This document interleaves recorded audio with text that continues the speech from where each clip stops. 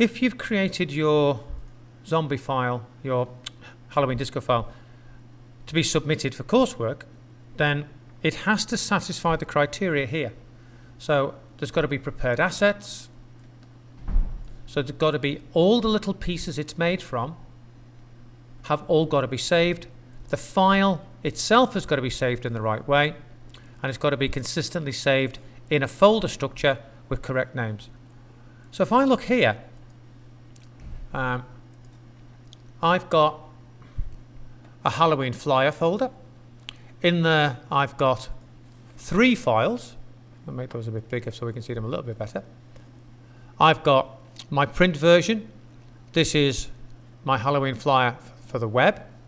I've actually got the Photoshop file that I originally made it from, so I've kept that as well, so I've exported. And I've also got the individual files it's made up from. So that finished graphic is made up from 1, 2, 3, 4, 5, 6, 7 different assets, all combined together to make them. Notice that they are the edited versions.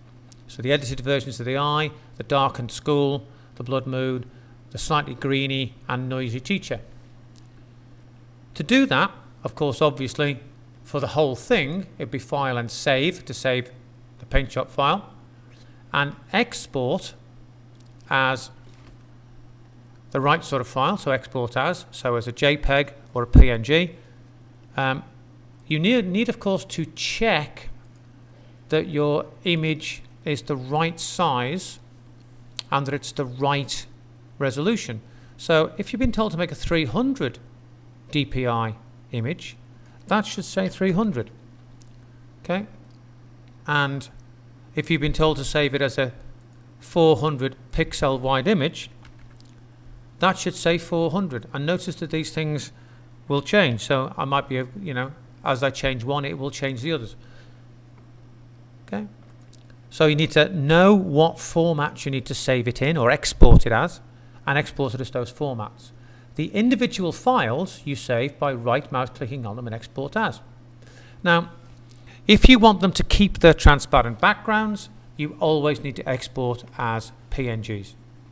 Okay, so a PNG can have a transparent background. If I change that to a JPEG, it's going to put a white background back in.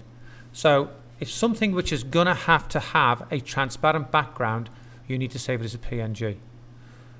But the thing to remember is if you're submitting from Photoshop for your R082, you need to have a folder with your assets in it, and you need to have a folder with your final Photoshop file and the exported versions, the one for print and the one for the web.